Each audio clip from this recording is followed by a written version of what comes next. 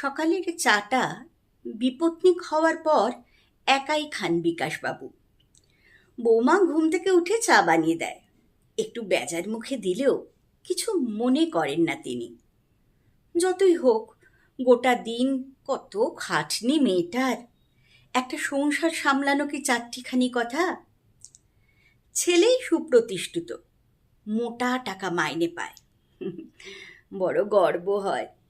মানুষের মতো মানুষ করে তুলেছেন তিনি ছেলেকে। আজ সকাল থেকেই ছেলে প্রচণ্ড ব্যস্ত অফিসের কাজে। 31 মার্চ যে, রাতে শুনলেন ছেলে বউয়ের ঘর থেকে একটু কথা কাটাকাটির আওয়াজ। তেমন পাত্তা দিলেন না তিনি। ওসব একটু হতেই পারে স্বামী স্ত্রীর মধ্যে। পরদিন সকালে চাটা ছেলেই নিয়ে এলো। একটু অবাক হলেও খুশি হলেন মনে মনে। বৌমার শরীর খারাপ নাকি বাবা? না, আমার কিছু কথা ছিল তোমার সাথে। হ্যাঁ, বল না, কথাই তো হয় না আর তোর সাথে তেমন। আসলে তোমার বৌমা আর মানে এই আমাদের মনে হয় তোমার এখন একটু নিজের বয়সী লোকজনের সাথে থাকা উচিত। আর তোমার বৌমাও আর এত চাপ নিতে পারছে না। হ্যাঁ, মেয়েটা খুব খাটে, সারা দিন কি পরিশ্রম।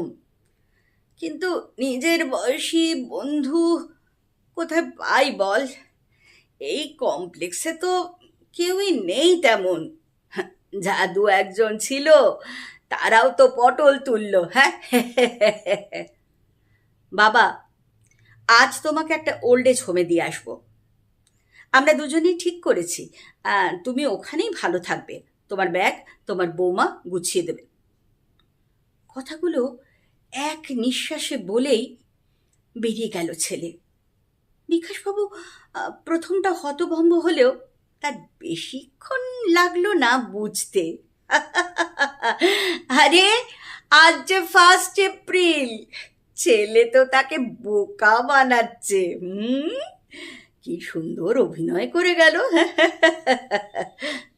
হাসলেন তিনি। তিনিও ঠিক করলেন যে অভিনয়টা চালিয়ে যাবেন। উফ, কাঁদার অভিনয় করা কি কঠিন। গাড়িতে বসে মনে মনে হাসলেন বিকাশবাবু। গম্ভীর মুখে গাড়ি চালাচ্ছে ছেলেটা। শহরের এদিকটা দেখতে দেখতে বেশ বড় হয়ে গেছে, যেমন হয়েছে তার ছেলেটা। ছোটবেলায় চায়ে নুন মিশিয়ে এপ্রিল ফুল করত, এখন বড় হয়ে এসব বড় বড় নাটক করছে। আবার মুখ টিপে হাসলেন বিকাশবাবু। জেনে বুঝে নাটক করার মধ্যে একটা পৈশাচিক আনন্দ আছে কিন্তু।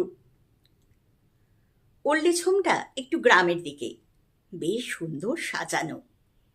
তবে যারা থাকে তাদের জন্য খারাপই লাগে। ছেলেটা নিশ্চয়ই কোম্পানির কোনো ডোনেশন দিতে এসেছে, তাই এত নিখুঁতভাবে প্ল্যানটা করেছে। ওই যে কারো সাথে একটা পরিচয় করাতে নিয়ে আসছে ছেলে, এখানকার ম্যানেজার হয়তো। পরিচয় পর্ব শেষ হতে ছেলে বলল, ভালো থেকো, মাসে 2বার তো আসবোই দেখা করতে, কোনো অসুবিধা হলে ফোন করো। আবার আবার অভিনয় করার পালা। হাঁটতে হাঁটতে গাড়ির কাছে এলেন দুজনে। বিকাশবাবু বললেন, তোমরাও ভালো থেকো বাবা, আমার আশীর্বাদ তোমাদের সাথেই থাকবে। বলেই অপেক্ষা করতে লাগলেন কখন ছেলে বলে উঠবে এপ্রিল ফুল। গাড়িতে বসলো ছেলে। জানলার কাছ দিয়ে মিটি মিটি হেসে অপেক্ষা করতে লাগলেন তিনি। গাড়ি স্টার্ট দিল। এই এই বুঝি বলল বলে। জীবনে কোনো দিন এপ্রিল ফুল শোনার জন্য এত অধীর আগ্রহে থাকেনি কেউ হয়তো। চাকা ঘুরল। বাঁদর ছেলে কখন অভিনয় শেষ করতে হয় সেটাও জানে না।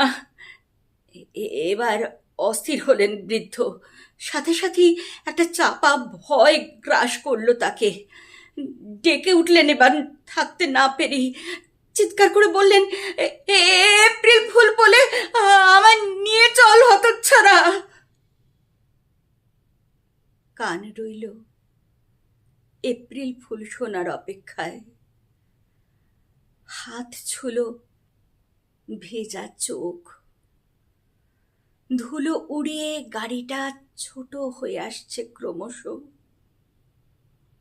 অবাক হলেন, মানুষের মতো মানুষ করেছিলেন যে তিনি ছেলেটাকে। দমকা হাওয়ায় লাল মাটির ধুলো আছড়ে পড়ল বিকাশবাবুর গায়ে, যেন বলে গেল, এপ্রিল ফুল